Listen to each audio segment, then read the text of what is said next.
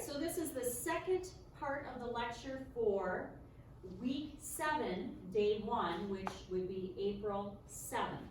So this is chapter 13, so continuing on with the reading assignment and listening assignment for that day. So we're going to take a closer look at that classical symphony. So the symphony, I think, probably is the greatest contribution of the classical era to orchestral music. It becomes longer, it becomes works that are between 20 and 45 minutes. They're large, impressive concert pieces. The movements can vary. Now, we just talked about how the symphony in the classical period expands to 4 movements. So remember, movement is that self-contained portion of a piece that can be played by itself and it sounds complete, or they can be played as a whole work where they all work together. So the growth of the public concert really helped grow the symphony because the public concert wanted a concert that was at least an hour in length, and they needed a long focus piece. And so the orchestra repertoire, the symphony, is what was used to become that piece that the concert would focus on. There's more variety in sound. We've got greater tone colors we've talked about because of the expansion of the instruments that are being used in that symphony. And it becomes more popular than suites. Up until now, especially in the Baroque period when we were talking about orchestral music, we talked about suites, which were compilations of dance movements, short ones, all grouped together. The symphony becomes the more prevalent form of orchestral music. It develops into that predictable 4-movement format. The typical sequence of your movements, if we make ourselves a chart,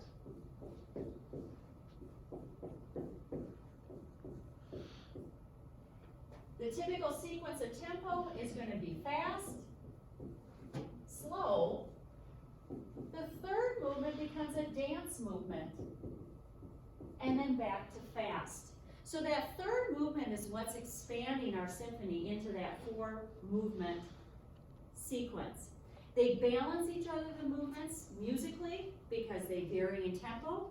They tend to balance each other emotionally, some being sad, some being happy, some having different time signatures, different dynamics, different meters. So the first movement is usually the most dramatic movement. I would say it usually also tends to be the longest movement. And it turns into a form that's called sonata form. So notice that I'm calling this sonata form. It is a form. It has nothing to do with the type of piece that we call a sonata in the last couple of class periods. That was a solo piece for an instrument.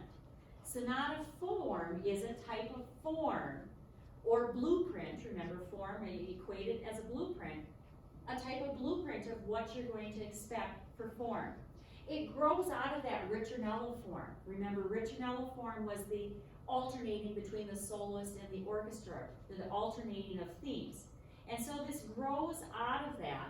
We have 2 themes that are contrasted, and we'll look a little bit closer at that sonata form in just a minute. Your second movement is the slow movement. That's the one that's going to provide the most contrast to it. You can see a variety of forms here.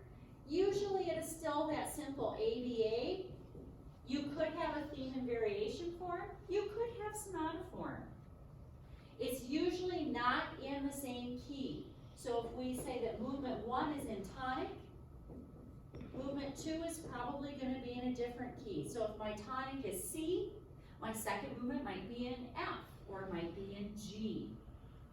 That 3rd movement contrasts by becoming a dance. Another way that our classical symphony is made longer is with this dance. Up until now, our dances, we said, were in binary form. It was an A-B.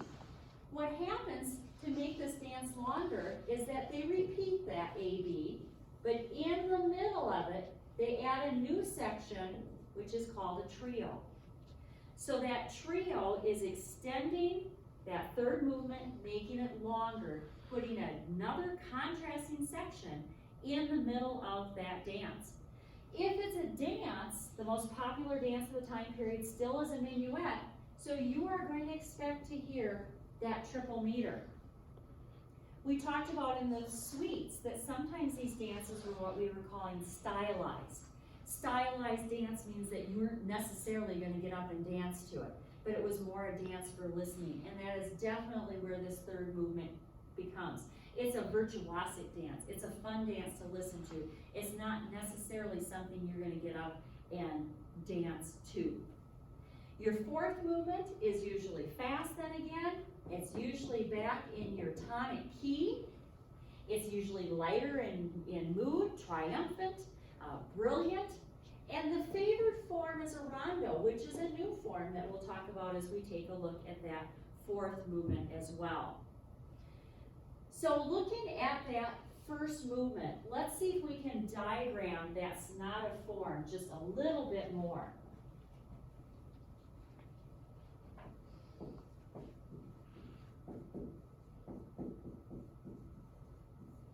So looking at sonata form,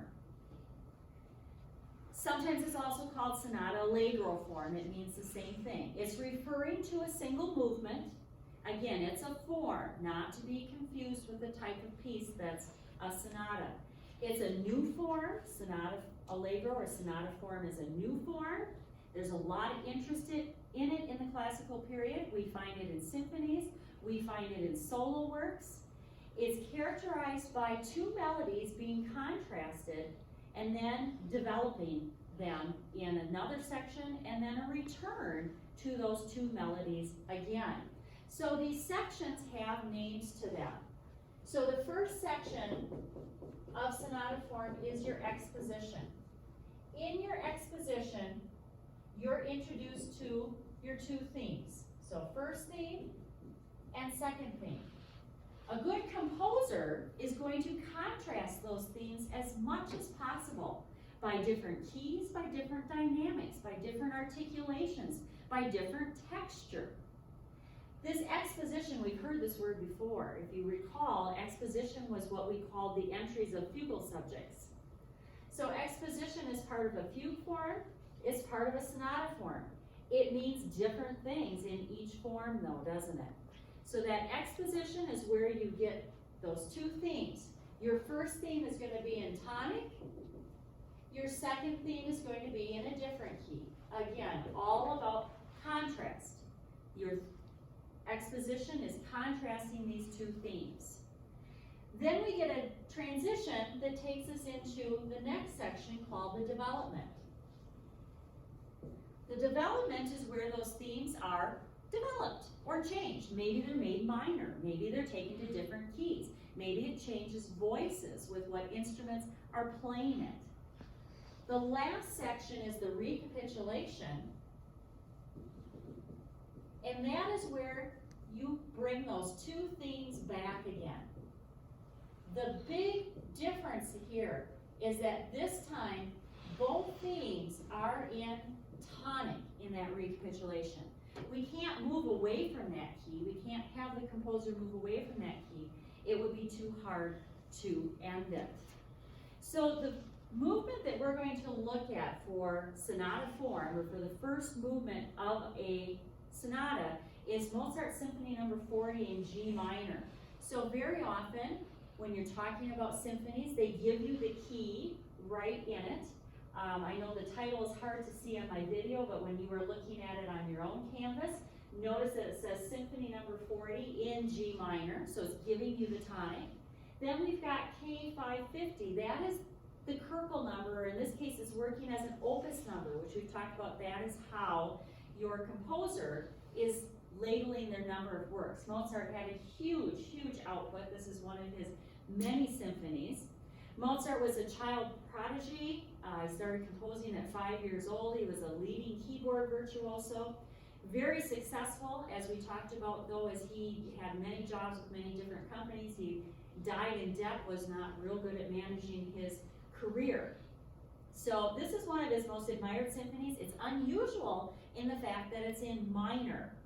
The melody has a very homophonic texture. It's a very thick texture. So as we listen to this first movement, let's see if we can hear this sonata form. I'm not going to play a lot of it for you. I'll get you started on it, and then please listen to it on your own. Follow along in your text on page 167, which breaks it down very nicely. Remember that the tracking minutes and seconds are probably a little bit different with my YouTube versus the CD package that went with the book. But let me play for you. Here is theme 1 in G minor. So it's in the high violins. You can hear that it's in minor. You can hear that it's a very symmetrical rhythm. That second theme, more lyrical. It's in a different tonic. We went from here to here. It's a softer dynamic. It's longer note values. It's more legato. So again, the better the composer, the more ways they have to contrast this. Then we're going to hear it go into a development where these themes are changed rhythmically, they're changed with keys, they're changed with entries. I'll stop it as it gets back to that recapitulation again just to point it out to you. But take a couple listens following your text on 167.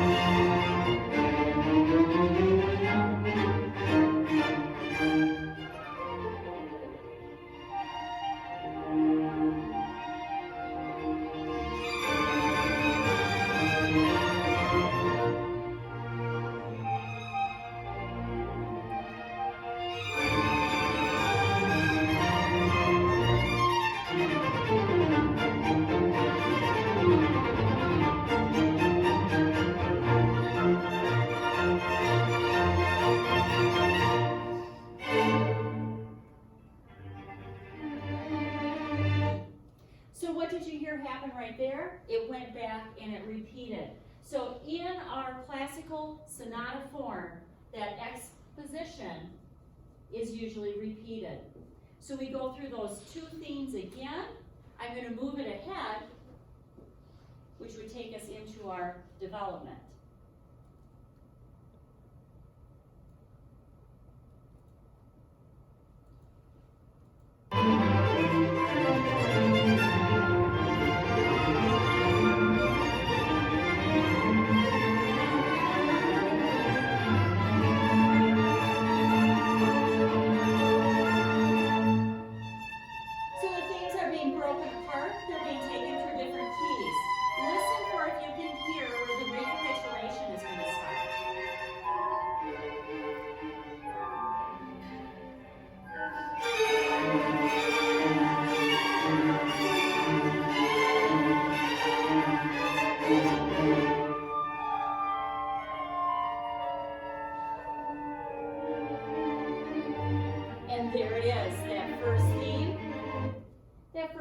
Exactly how we heard it at the beginning. There's our recapitulation. So please take a listen to that. It's a wonderful symphony. I think you'll enjoy it.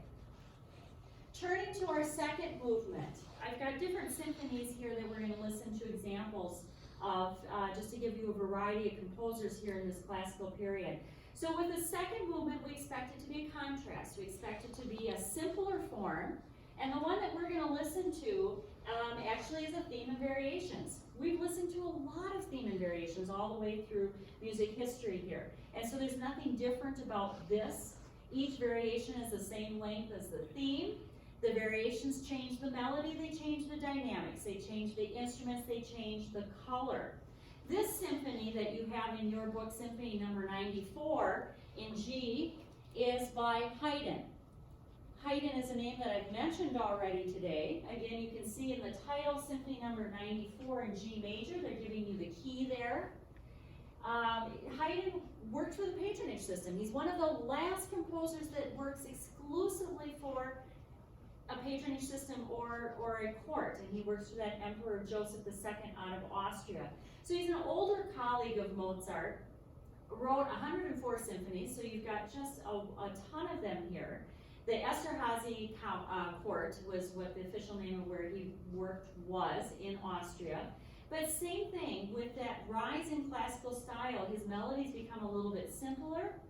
The rhythms are very symmetrical. This is one of his most loved symphonies. This is a second movement, and I've just put the second movement on your canvas, but I encourage you to YouTube the entire thing. It's called his Surprise Symphony because he puts a lot of pauses in there. He puts a lot of surprising rhythms. And so the theme of this, I think you might recognize.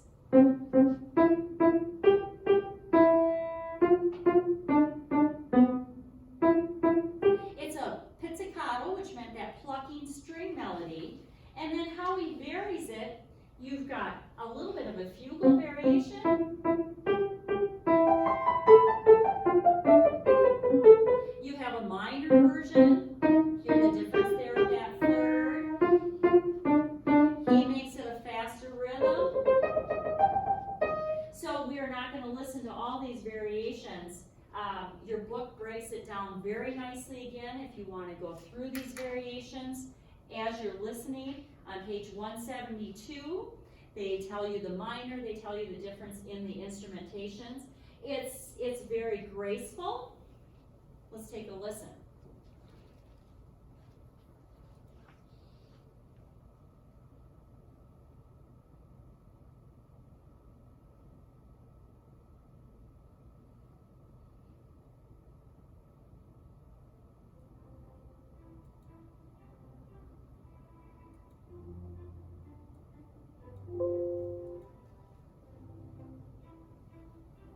So there's your main theme.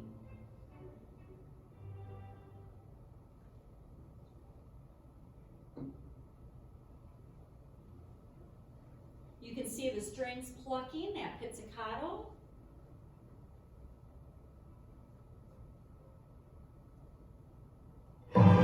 There's the surprise chord, why he calls it the Surprise Symphony. All of a sudden, that loud dynamic.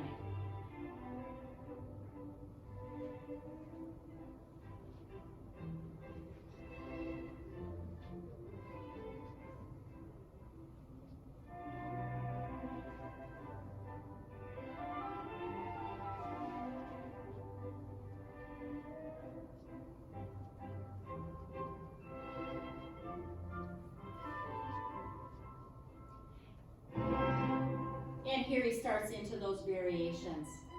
So please do take the time to listen through that, follow along on page 172, see if you can trace those variations through. For a minuet, for that third movement, we're going to take a look at a different symphony by Haydn. So what are we going to expect to hear for this third movement? We're going to expect to hear a dance. In particular, if it's called a minuet, you know it's going to be in a triple meter. You know you're going to hear 3 pulses. So the dance is stylized. It's not necessarily meant to be danced to. The dance is providing a lot of contrast to movements 1, 2, and 4. And it does have a trio in the middle. Again, you have a nice explanation of this one on page 176 of your text. The timings again are just a little bit off, but it will very much help you hear where the A-B dance is, and then that trio that's being inserted in the middle to help make it longer. Let's just listen for the meter.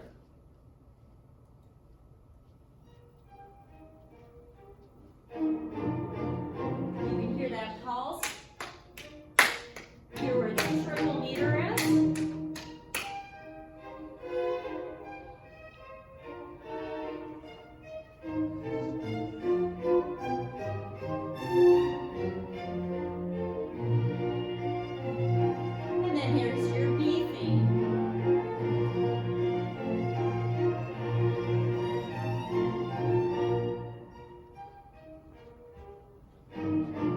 Repeat it, just like what we found in our dance movements in a suite.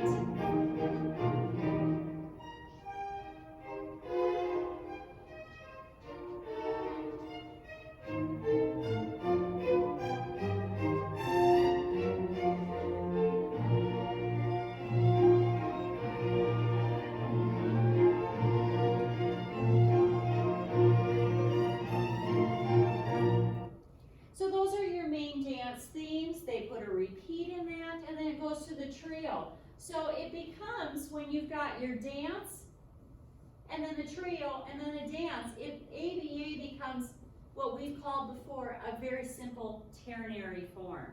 So again, listen to that on page 176. In particular, listen for that new addition of a trio in between there. We'll take a brief look at what your fourth movement of your typical classical symphony is. We'll go back to, or as we'll continue with Haydn, I guess. And this is his Symphony 101. So with the last movement, what do you expect to hear? Fast tempo. A lot of times it's going to be in a compound meter. You're going to hear a 6/8. You're going to hear a duple with that triple compound underneath it. It's usually more playful. It's usually more fun. It's more light-hearted. In the classical period, here's where we're going to get a new form. And that's that form of a rondo. Very, very common for a last movement.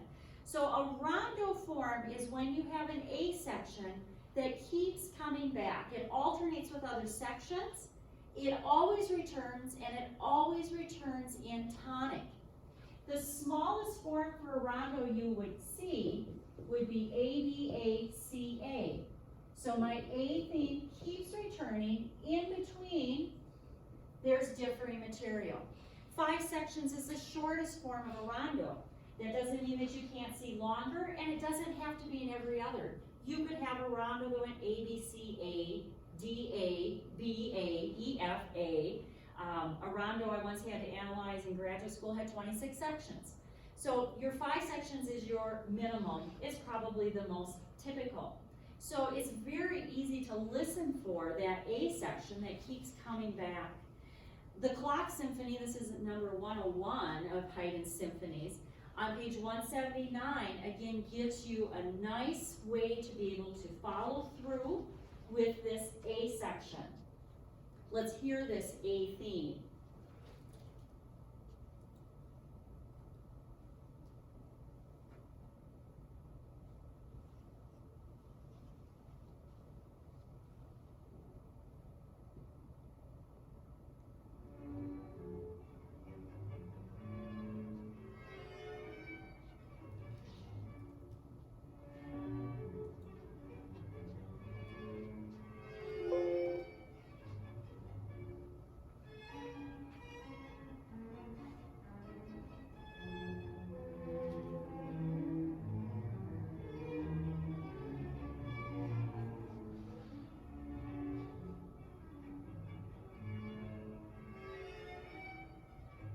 So there's the end of your A section.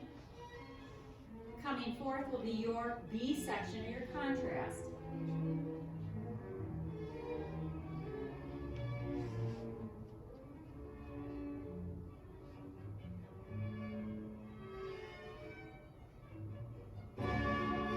Here's your B section. You've got the addition of trumpets, you've got scales, you've got more dynamic differences, you've got faster rhythm. So again, a good composer is going to contrast that. You'll recognize that A theme when it comes back, and then it goes on to your C theme. So listen to these. You've got wonderful guides in your book. Shoot me questions if there's something that you're wondering about. But that's what's happening with that classical symphony. Please don't forget to go online and take your quiz for week 7, day 1. It's open all day on April 7th from 8 a.m. until 11:59 p.m. So just the same as what we would have done in class. Thank you.